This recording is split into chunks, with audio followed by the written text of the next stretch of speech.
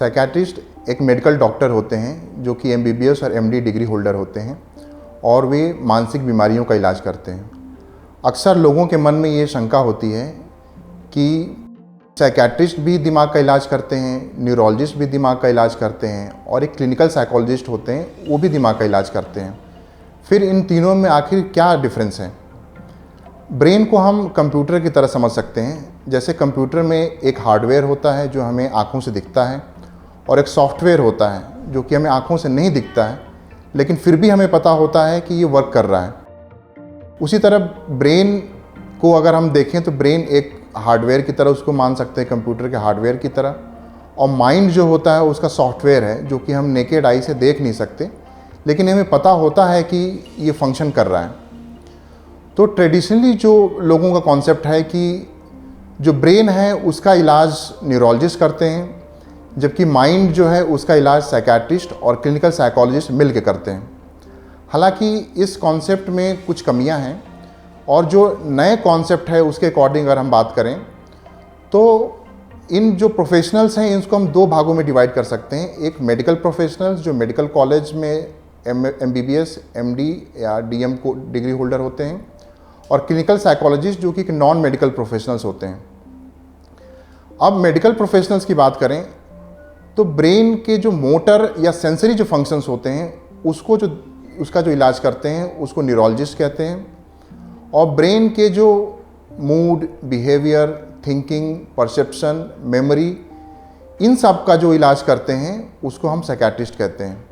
कभी कभी दोनों के बीच में ओवरलैप भी होता है, जैसे न्यूरोलॉजिस्ट और साइकियाट्रिस्ट मिलके स्लीप डिसऑर्डर का इलाज करते हैं या अटेंशन कंसंट्रेशन की जो प्रॉब्लम होती है उसको इलाज करते हैं या लैंग्वेज की जो डिफ़िकल्टी आती है उसको इलाज करते हैं।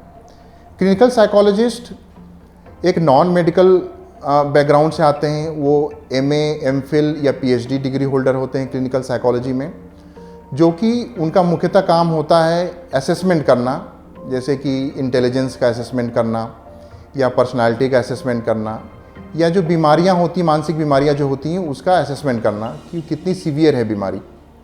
और उनका इलाज दवाओं के माध्यम से नहीं होता है, उनका इलाज मेनली इसको बोलते हैं टॉकिंग थेरेपी, यानी वो साइकोथेरेपी से इलाज करते हैं या काउंसलिंग के माध्यम से इलाज करते हैं।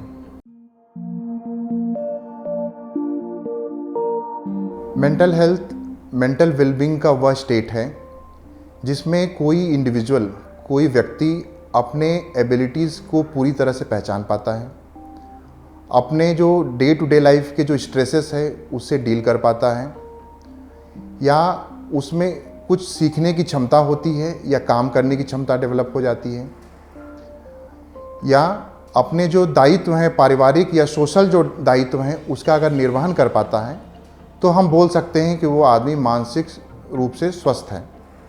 मानसिक रूप से स्वस्थ होना सिर्फ मानसिक बीमारियों का एब्सेंस होना नहीं होता है। अगर किसी में मानसिक बीमारी नहीं है तो हम ये नहीं कह सकते हैं वो पेशेंट मेंटली हेल्दी है। बीमारी होना इज़ डिफरेंट थिंग और मानसिक रूप से स्वस्थ होना इज़ डिफरेंट थिंग। अब बात करते हैं कि नॉर्मल और एबनॉर्मल में क्या चीज़ नॉर्मल है, क्या चीज़ एबनॉर्मल है, क्योंकि अक्सर लोगों के मन में सवाल आता है कि मुझे ये परेशानी हो रही है, ये नॉर्मल ही तो है, इसमें क्या गड़बड़ी है। तो अगर हम इसको डीपली अगर हम देखें तो जो भी मानसिक रोगी जो भी लक्षण महसूस करता है अक्सर वो लक्षण नॉर्मल लोग भी कभी ना कभी महसूस करते हैं। जैसे कि कोई नींद का ना आना, ये हर कोई नॉर्मल व्यक्ति भी उनके साथ होता है, कभी नींद नहीं आती है, या कभी यादाश्त कोई चीज़ याद नहीं आना, या उनके सेक्सुअल फंक्शन में कोई डिफ़िकल्टी आ जाना, या उदासी हो जाना कभी, या घबराहट हो जाना, ये सबके साथ होता है। कोई ऐसा व्यक्ति, नॉर्मल व्यक्ति नहीं कह सकता कि मुझे कभी उदासी नहीं होती, मुझे कभी घबराहट नहीं होती या कभी मैं किसी को लेकर पैरानॉइड नहीं होता। ये सबके साथ होता है।